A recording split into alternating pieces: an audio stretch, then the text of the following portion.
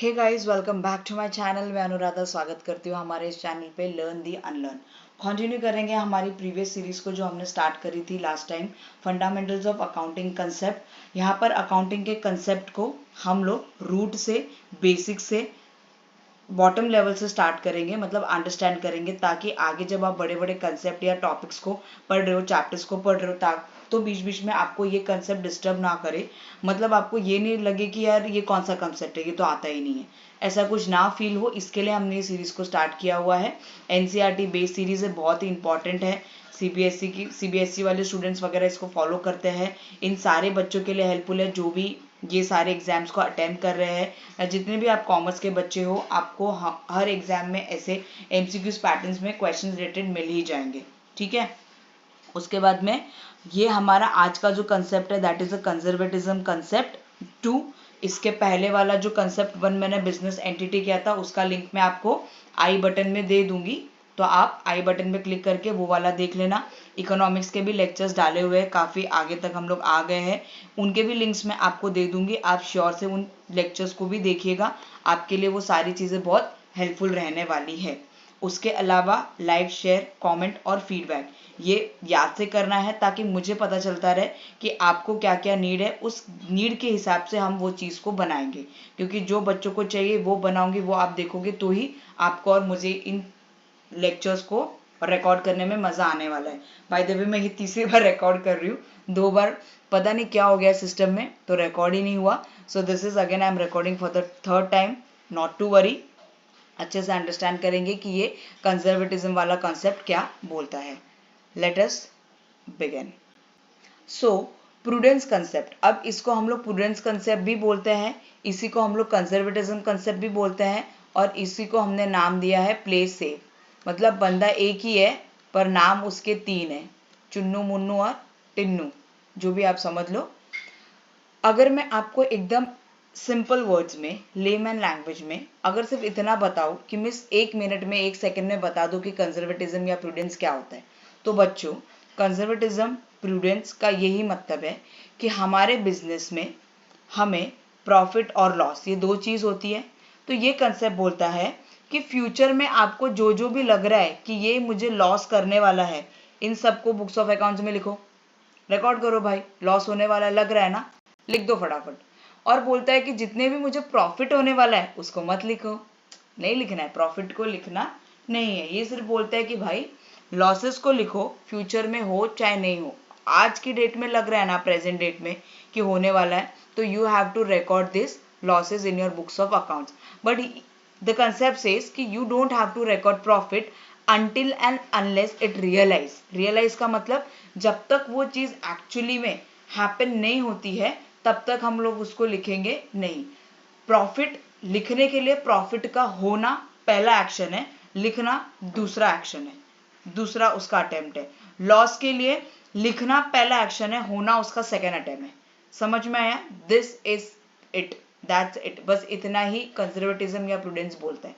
उसके अलावा मैंने जो भी स्लाइड्स अभी आपने ऐड करी है, जो भी आपको समझाऊंगी, आपको सिर्फ अच्छे से सुनना है, ताकि आपके जो डाउट्स अभी उठ रहे होंगे दिमाग में वो सॉर्ट हो जाए, वो क्लियर हो जाए।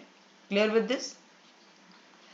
स्लाइड को पढ़िएगा, आपके लिए ही मैंने ऐड किया हुआ है, जो इसमें लिखा है one should never anticipate profit but provide all the possible losses. उसके बाद में ये एग्जाम्पल है, एग्जाम्पल के अंदर हम लोग ने डाउटफुल डेब्ट्स की बात की है, जो रिलेट करता है हमारे डेटर से। मान लो कि मेरा कोई बिजनेस है, ये मेरी लाइब्रेरीज है, ये मेरे असेट्स है, इन असेट्स के अंदर मैं रिकॉर्ड करती हूँ मेरे डेटर्स को। यहाँ पर मुझे दिख रहा है कि मुझे 5 मेरे ऐसे लोग हैं जिनसे मुझे मेरे बिजनेस का पैसा लेना है। उन्होंने मेरे से कुछ सामान वामान खरीदा है, पेमेंट अब तक आया नहीं, इन 5 लोगों का पैसा मेरे पास में आने वाला है।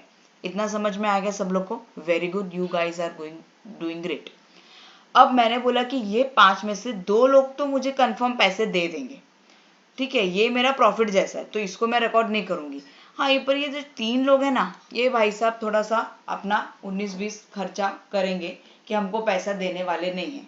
तो कंजर्वेटिज्म प्रूडेंस बोलता है कि भाई इन 3 लोगों का जो लॉस आपको लग रहा है ना, इसको लिख दो, इसको आपके बुक्स ऑफ अकाउंट्स में रिकॉर्ड कर दो।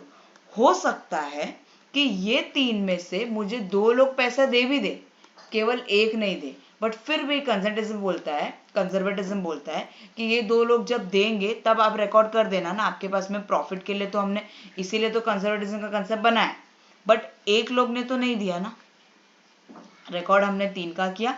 फ्यूचर में हमें हो सकता है 2 लोग दे भी दे, बट एक ने नहीं दिया, बट कंजर्वेटिज्म बोलता है कि नहीं, आपको लग रहा है ना कि आपको 3 लोग ने नहीं देंगे फ्यूचर में, इन 3 लोगों का लॉस आप आज के डेट में बुक्स ऑफ अकाउंट में इसको रिकॉर्ड कर दो।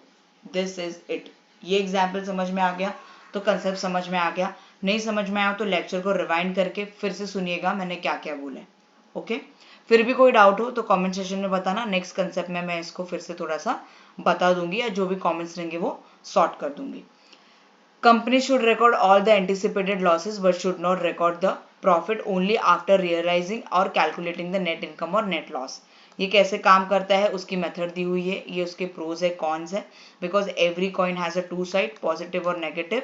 रीड करिएगा, ये इसके यूजेस है और ये इसकी लीगल लायबिलिटीज है, मतलब कौन से टाइप्स ऑफ फॉर्म इसको फॉलो करेंगे। जनरली बिजनेस में हर types of form concept of conservatism prudence को फॉलो करता ही है, क्योंकि उसके बिना हमारे चीजें ही आगे नहीं बढ़ेंगी। तो जितने भी अकाउंटिंग कंसेप्ट है इसीलिए तो उनको समझते हैं ना, क्योंकि इनके बिना हमारा जो बिजनेस है वो आगे वर्क ही नहीं करेगा, जो हमारा नेचर ऑफ बिजनेस होगा वो प्रॉपर ऑथेंटिक नहीं होगा। क्यों? क्योंकि ये कंसेप्ट को फॉलो नहीं करोगे तो अकाउंट्स वैसे भी काम करने वाला नहीं है, तो ये सारी चीजें काम करने ही वाली है। Okay, till here I hope I am very much sorted and you guys are also very much clear with this concept. आगे हमारा ये है कि principle requires the recording of expense and liability and when they are probable. Expense और liability जो है हमारे खर्चे वगैरह आज के डेट में, प्रेजेंट डेट में, फ्यूचर में होने वाला है उसको रिकॉर्ड करो।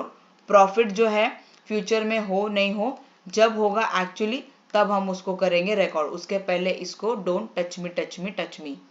According to this concept, expense and losses must be recorded when they are probable. Principle is very important. It's provide the faithful representation of business, क्योंकि ये बोलता है कि हम हमारे assets और liabilities को अंडर वैल्यूड भी नहीं करेंगे और ओवर वैल्यूड भी नहीं करेंगे, मतलब 10 की चीज को 8 भी नहीं बताएंगे और 10 की चीज को 15 भी नहीं बताएंगे, जो है जैसा है हम उसको वैसे का वैसा ही बताएंगे। Clear with this? फिर से पढ़िएगा, फिर से सुनिएगा, जरूर से समझ में आ जाएगा, ऐसा मेरा दावा है।